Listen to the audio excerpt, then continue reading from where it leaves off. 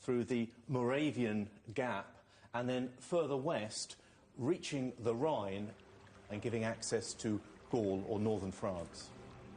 These are rivers which are literally hundreds of metres across, or very fast flowing where they're narrower. It's not like today where you can simply drive across a well-kept bridge. These are significant geographical barriers and strategic blocking points.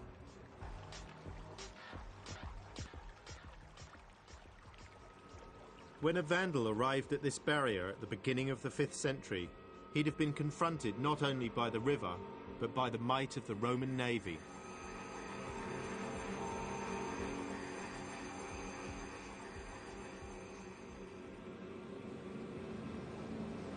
The extent of the Roman fleet only became clear in the 1980s. It was while they were excavating by the banks of the Rhine that archaeologists realised the importance of some ancient timbers they'd found buried in the mud. This discovery showed that the Romans regarded the barbarian threat seriously enough to establish an extraordinary inland navy. The timbers have been precisely dated by the science of tree ring growth to the very last days of empire. These, then, were the ships which secured the barbarian front line. They patrolled the river twice a day between forts which had been built about 20 miles apart.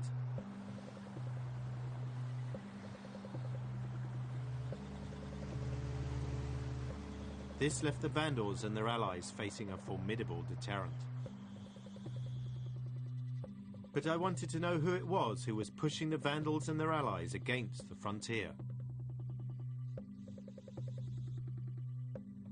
This is the model, the Huns pouring out of the Eurasian steppe and driving the more settled people before them, so they press up against the borders of the empire, eventually desperate to fight their way in. The horse archer armies of the Huns could cover 1,500 miles in a week. They were different from the slow-moving migrant groups like the Vandals.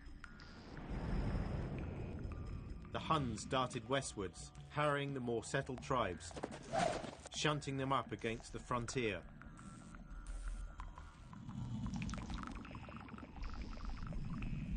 The crossing of the Rhine was obviously a difficult thing. It was a very heavily defended area. And on one famous occasion, on the last day of 406, a confederation led by the Vandals actually crossed the Rhine at Mainz when the river was frozen. So they walked dry-shod into the empire. And that was a crucial moment, really, of the breakdown of Roman authority north of the Alps. So this, then, on that cold winter's night in 406, is where the barbarians seized the moment. It's the place where two worlds collided. This was one of the defining moments of European history. The Dark Ages had begun. Only 2 years later, the scholar and historian St. Jerome described the result. I shall now say a few words of our present miseries. Savage tribes in countless numbers have overrun all parts. The once noble city of Mainz has been captured and destroyed. In its church many thousands have been massacred, and those whom the sword spares without, famine ravages within. I cannot speak without tears. There's no question the Vandals certainly raped and pillaged Mainz. But why did they do it? 1,500 years later, is it possible for me to work out what made them tick?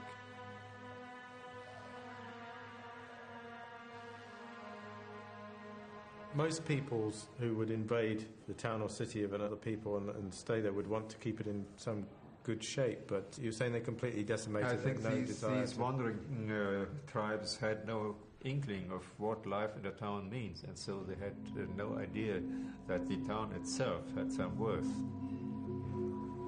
So if they didn't want the town, what did they want? They wanted booty, I think, and fame. For these early Germanic tribes and peoples, fame was the dominating motive. The Vandals wanted fame, and it was their booty, Roman gold, which reflects their desire for glory. But what did they do with the gold? They reworked it. Oh, they made their own objects out of the refashioned gold. it into ornaments of their own style. So they had good craftsmen, or? Yes, they had. They had.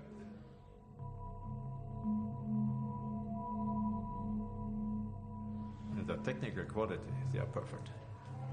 And it's utterly astonishing that people could produce such wonderful ornaments without having a fixed workshop.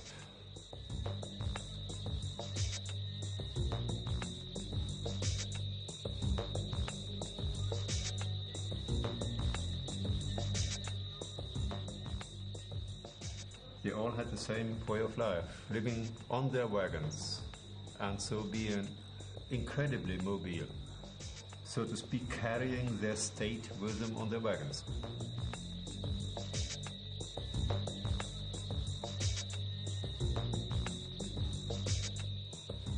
To understand the barbarians, you have to adopt their mindset. Civilization doesn't have to mean living in stone buildings. It doesn't even have to mean living in cities.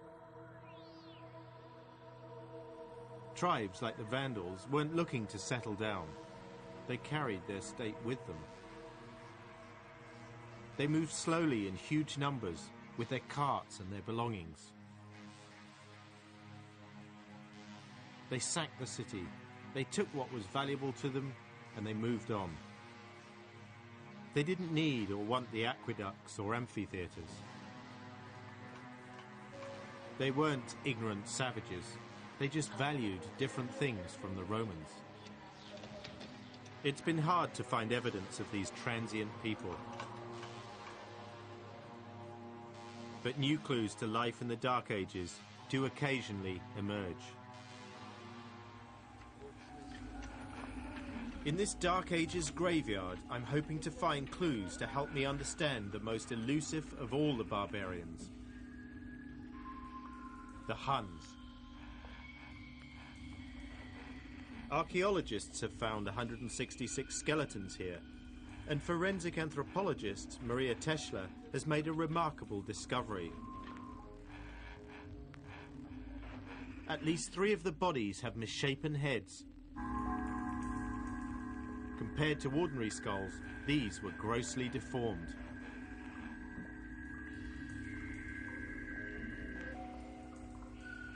I would say this is the most impressive one.